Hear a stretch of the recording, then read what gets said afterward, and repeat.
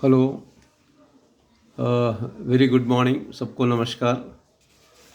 मैं हरिदासन हूँ, president of retired railway pensioners welfare association एवं all India retired railwaymen's federation का उपाध्यक्ष हूँ।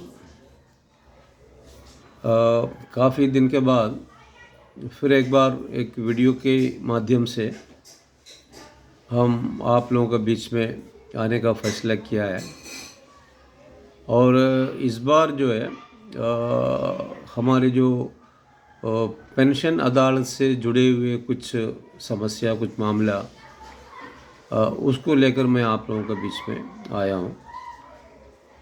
हालांकि मुझे जानकारी है कि सारी रेलवे में 15 दिसंबर को पेंशन अदालत हुआ और हमारे काफ़ी लोगों ने अलग अलग तरीके से उसमें भाग लिया होगा।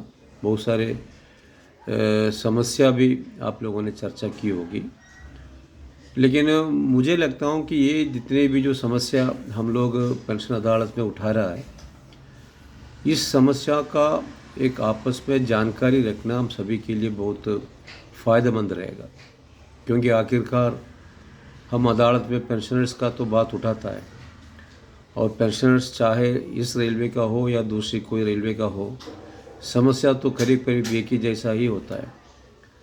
तो शायद हो सकता है कि अगर आपके रेलवे में आपने जो बात उठाया, अगर आप वो जानकारी अगर हमें देगा तो हम उस बात को यहाँ अपने पेंशनर्स के लिए भी उठा सकता है।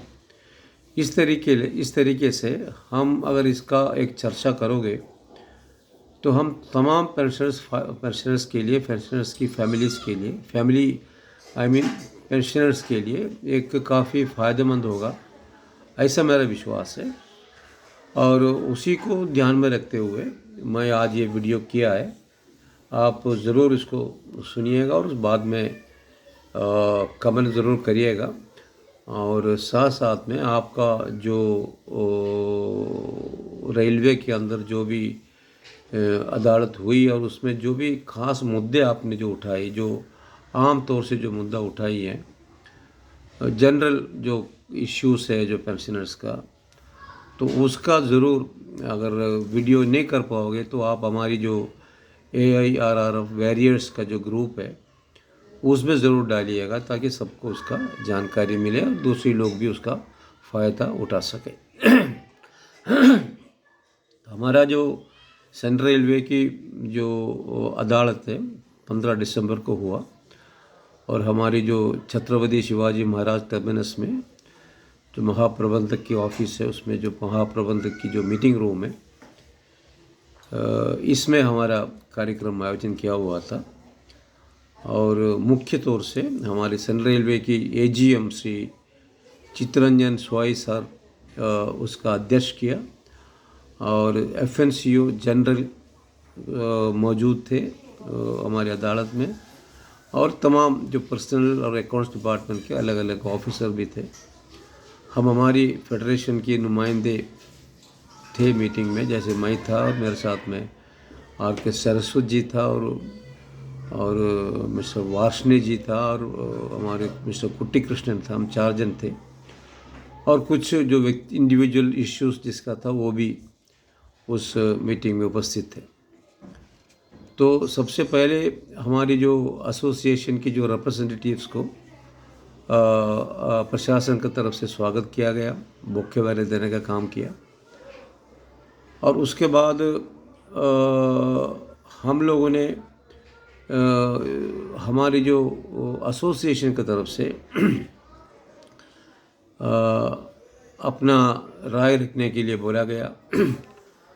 तो जब मैंने अपनी एसोसिएशन की तरफ से जो राय रखा है, तो उसमें मैंने ये कहा ख़ास तौर से जो पेंशनर्स के लिए उनकी अपनी इंडिविजुअल इश्यूज़ के लिए, जो व्यक्तिगत समस्या सुलझाने के लिए उनके पास एक प्रावधान है, वो है पेंशन अदालत। और पेंशन अदालत के माध्यम से हमारे काफ़ी पेंशनर्स अपनी समस्या का निवारण करने का काम होता है और ये बहुत बड़ी अच्छी बात है और ये बड़े अच्छी तरीके से चल रहा हूँ जहाँ तक हमारा रेलवे का सवाल है, और मैं सबको धन्यवाद दिया। लेकिन साथ साथ में मैंने ये भी कहा कि हमारे पास पेंशन्स के अलावा और भी बहुत सारे समस्या है जो एक व्यक्तिगत रूप से कोई आपके सामने लाना उनके लिए मुश्किल होगा। तो हमारे जो संगठन है, हमारे जो all India retired railway federation या retired railway pensioners welfare association जो हमारा संगठन है, हमारा ये सोच है कि जो पेंशनर्स की जो कॉमन मुद्दा है, जो कॉमन इश्यूज है, बहुत सारे इश्यूज रहता है। पेंशन तो एक व्यक्तिगत इशू है, तो बिल्कुल इम्पॉर्टेंट है, ज़रूरी है, उसका निवारण होना ज़रूरी है। इसी तरह जो हमारे जो कॉमन मुद्दा है, कॉमन इश्यूज है, उसका भी निवारण होना बहुत ज़रूरी है। और हम लोग एक संगठन के नाते हम इस मुद्दे के ऊपर जोर देना चाहता हूँ।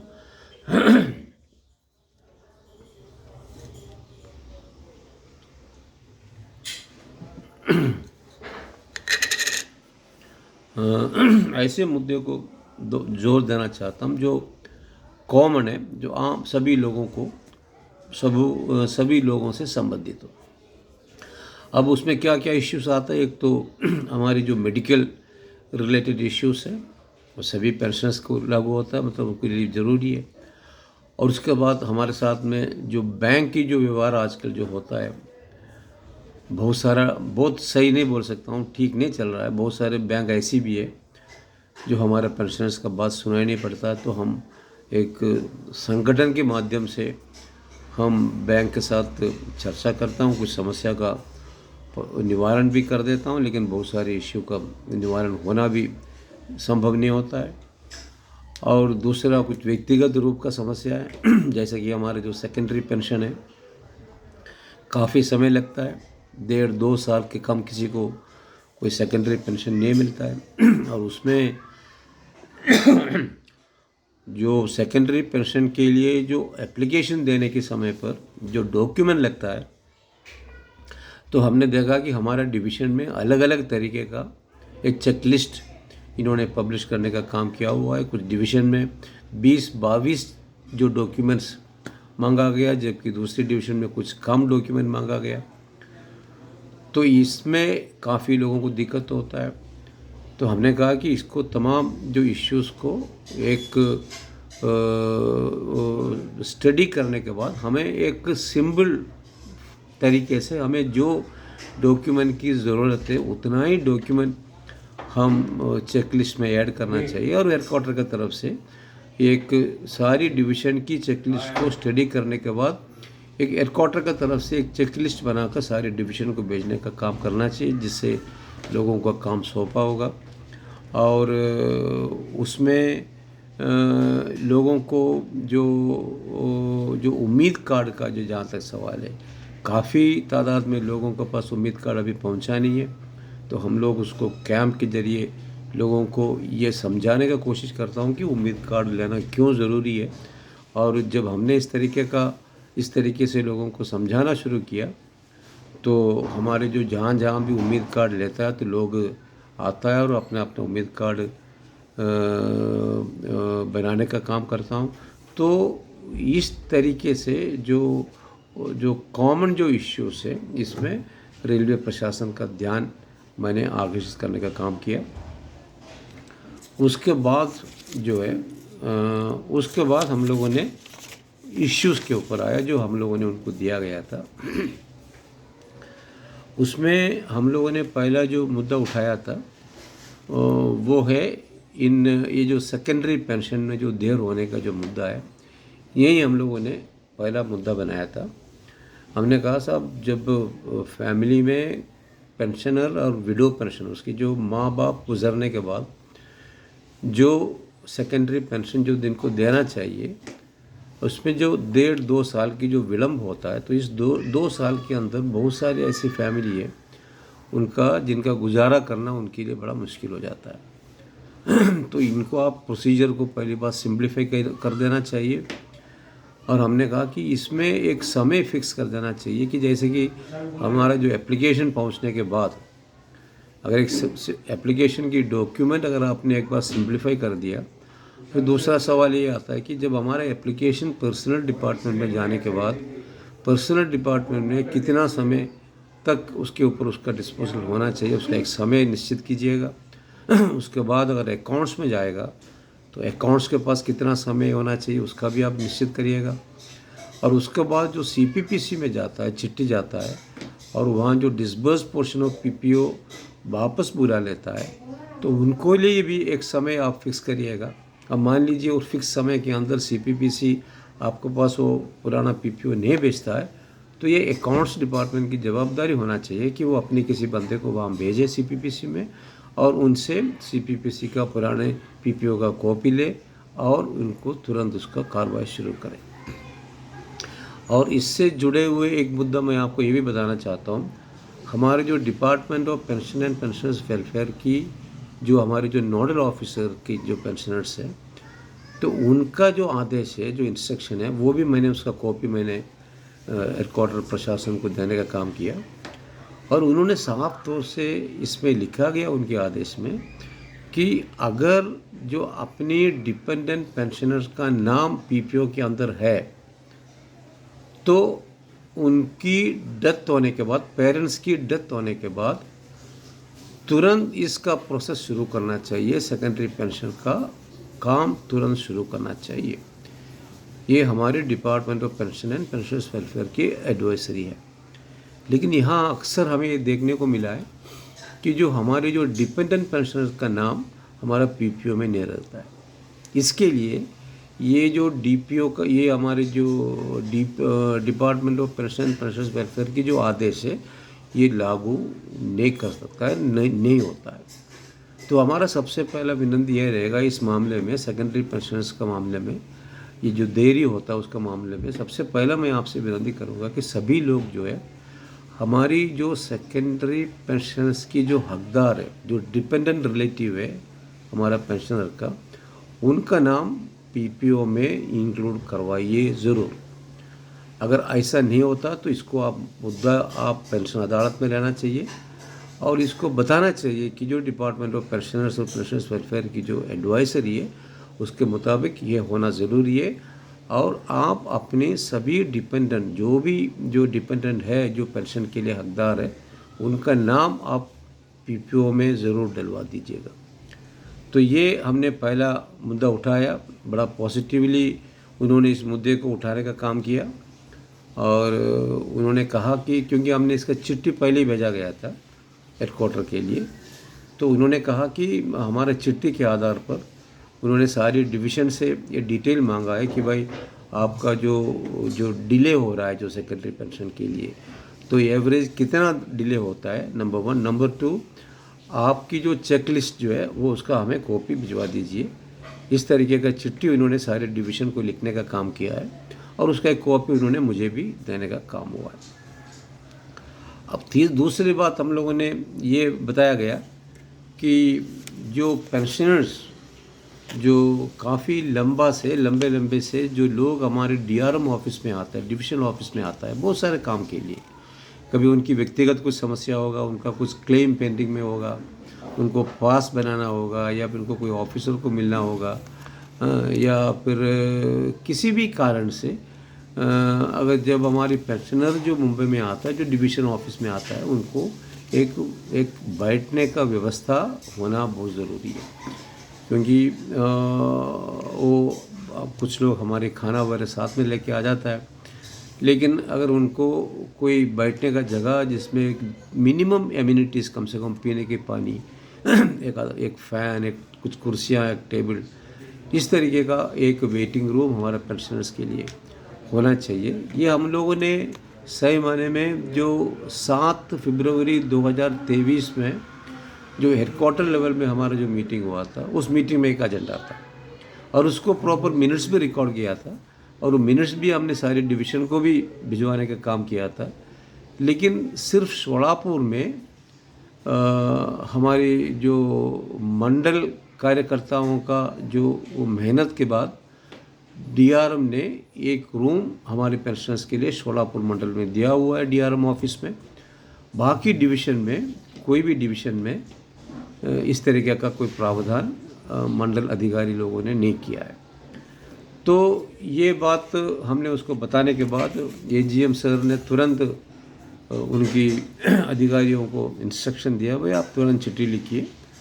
और हमारे एफएनसीओ मैडम ने ये बताने का काम किया, अभी जहाँ जहाँ नया डीआरएम ऑफिस बनता है, जैसे हमारे मुंबई में एक नया डीआरएम ऑफिस का काम बड़ी ज़ोर से चालू है, तो इन्होंने पहले ही कह दिया कि उसमें एक रूम हम पहले से आप लोगों के लिए, पेंशनर्स के लिए बना के रखेंगे।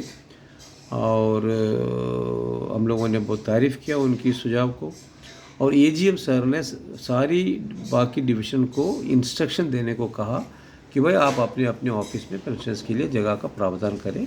ये उन्होंने बड़ा पॉजिटिवली उन्होंने इस तरीके का एक कदम उठाने का उन्होंने काम किया।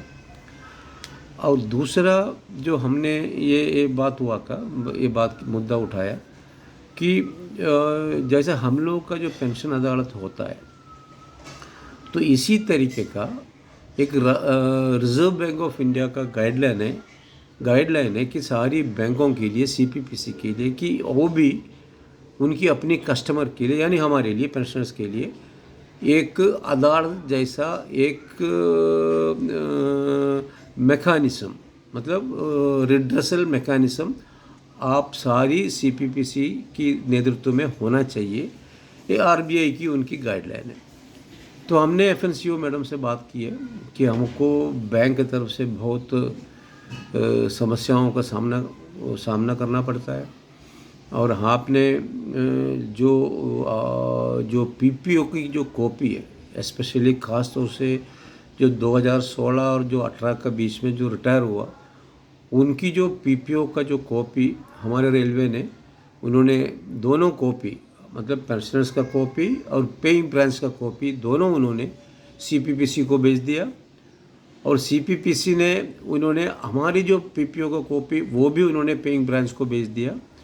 और पेइंग बैंक वालों ने ये सारी पीपीओ का थप्पी लगाकर बंडल में अपनी ब्रांच में रखने का काम किया।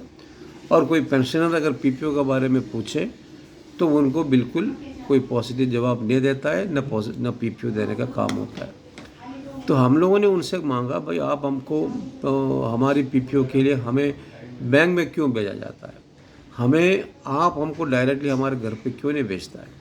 तो अगर ये बैंक भेजने का जो पॉलिसी है, आप इसको पुनर्विचार कीजिए और हमारी पेंशनर्स की कॉपी जो है हमको आप डायरेक्टली हमारे घर पे भेजिएगा। अगर मान लीजिए घर में कोई अगर नहीं मिलता है तो वो पीपीओ आपको वापस आ जाएगा। और वापस आने के बाद हम लोग भी ढूंढेंगे, पता लगाएंगे भाई वो कौन पेंशनर है और उन घर पे क्यों, अगर घर में अगर वो अवेलेबल नहीं था तो क्यों अवेलेबल नहीं था, क्या कोई पोस्ट ऑफिस का गलती है या फिर किसका गलती है। तो हम लोग ढूंढ कर हम वो पेंशनर से संपर्क करेंगे और वो पेंशनर को आपका ऑफिस में, एफएनसीओ ऑफिस में भेजने का काम करेंगे। आप उनको पर्सनली हैंड ओवर कर दीजिएगा। तो ये जो बैंक का माध्यम से हमको जो पीपीओ देने का जो काम है, गलत है।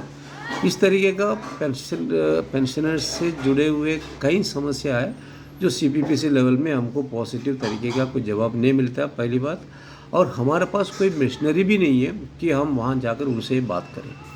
तो ये जो मशीनरी, जो ग्रीवेंसेस रिड्रेसल मैकेनिज्म जो रिजर्व बैंक ऑफ इंडिया ने जो आदेश दी है, उसके हिसाब से सीपीपीसी की तरफ से हर सीपीपीसी के अंदर इसका एक प्रावधान होना चाहिए, ताकि हम अपनी इश्यूज़ को लेकर, बैंक से जुड़े हुए इश्यूज़ को लेकर हम डायरेक्टली उनसे बात करें।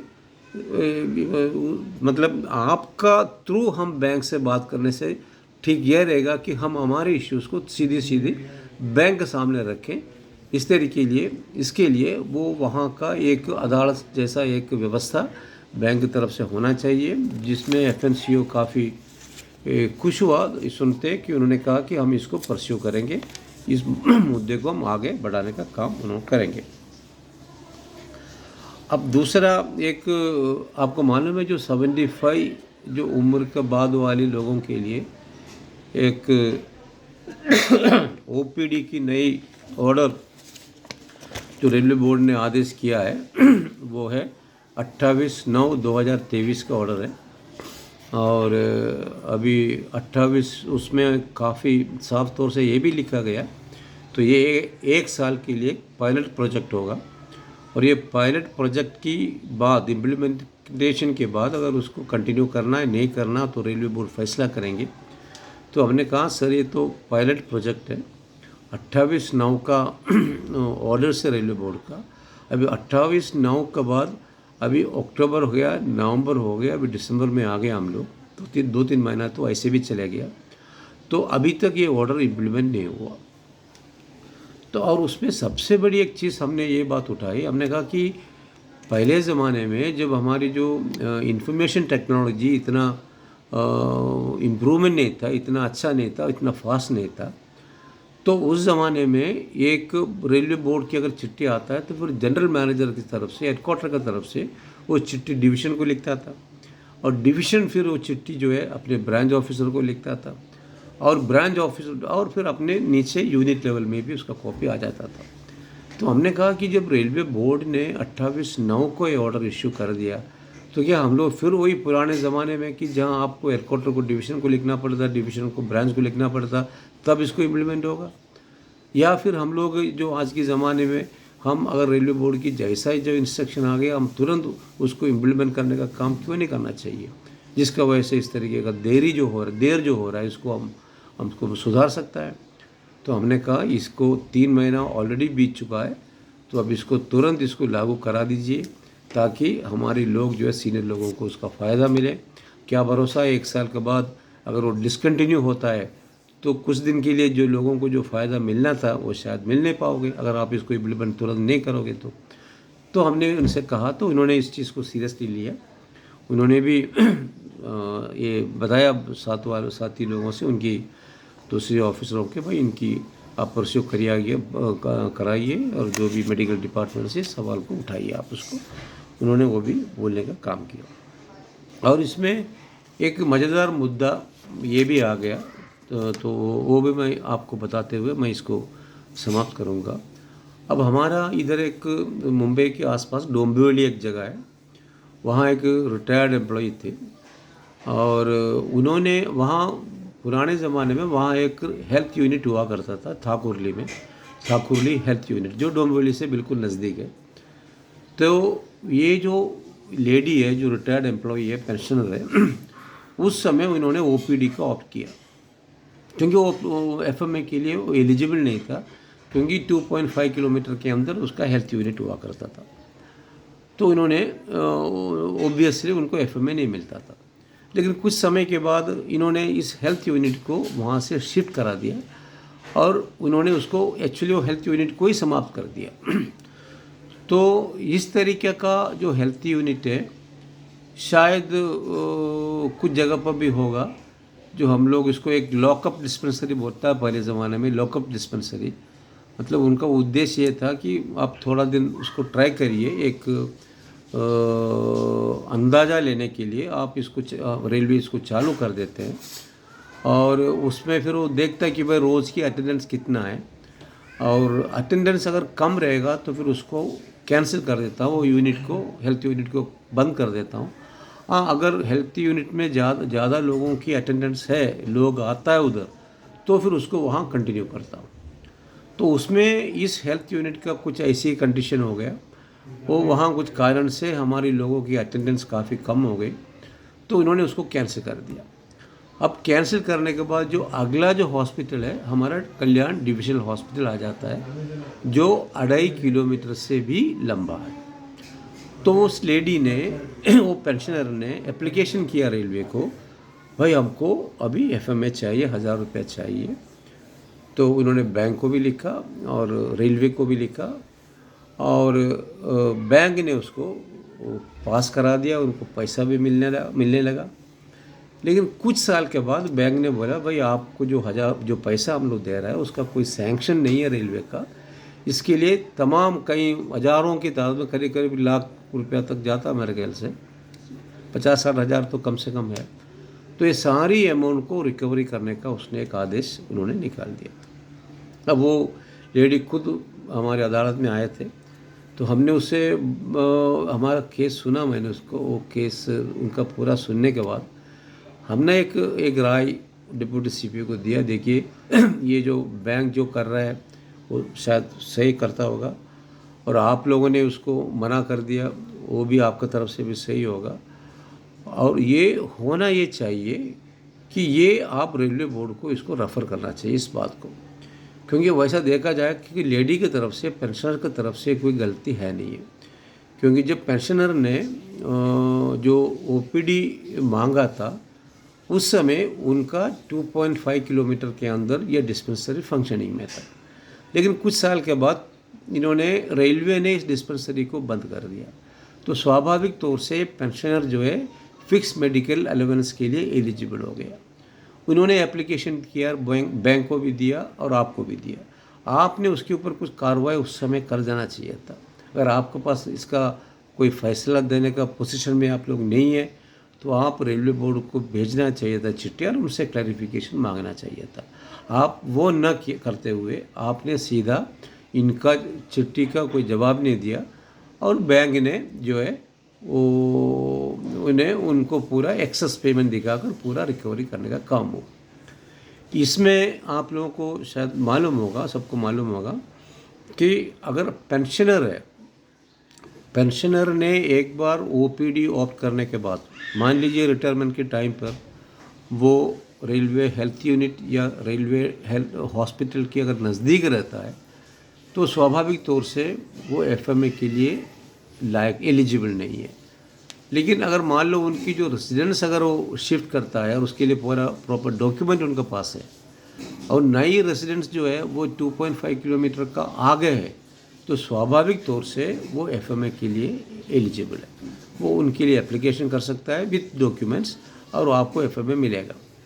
लेकिन अगर ऐसी जो परिस्थिति जो मैंने बताया कि अगर हेल्थ यूनिट है शुरू में 2.5 किलोमीटर के अंदर, किसी का पेंशनर्स का नज़दीक 2.5 किलोमीटर के अंदर अगर कोई हेल्थ यूनिट था पहले ज़माने में और रेलवे उस हेल्थ यूनिट को कैंसिल करता है या बंद कर देता है, तो ऐसी स्थिति में पेंशनर को एफएमए मिलना चाहिए या नहीं मिलना चाहिए, इसका कोई रेलवे बोर्ड की तरफ से स्पष्टीकरण नहीं है।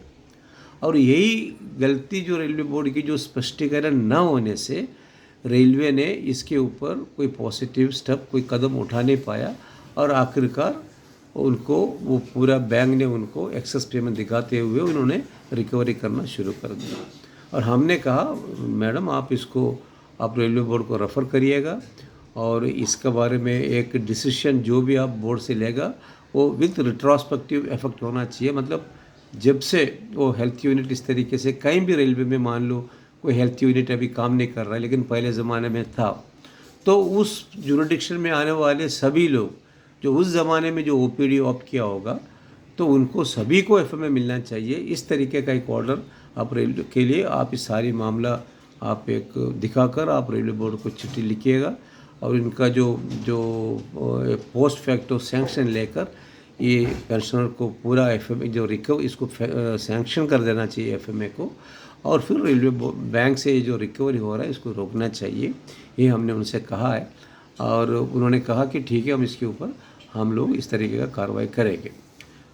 तो ये सब चीज़ें मैं इसके लिए मैं जैसे मैंने शुरू में कहा कि हम लोगों का ये बोलने का हमारा ये मकसद सिर्फ यही है कि हम एक दूसरे से इस तरीके का जो मुद्दे के बारे में हम चर्चा करेंगे, तो शायद हो सकता है कुछ ऐसे एक आधा मुद्दा जो हम लोगों ने यहाँ जो उठाया, शायद हो सकता है ये मुद्दा आपका वहाँ भी लागू हो सकता है, और इसी तरह आपने जो वहाँ उठाया जो मुद्दा है यहाँ हमारे लिए भी काम आएगा, हमारे भी फ़ायदेमंद होगा।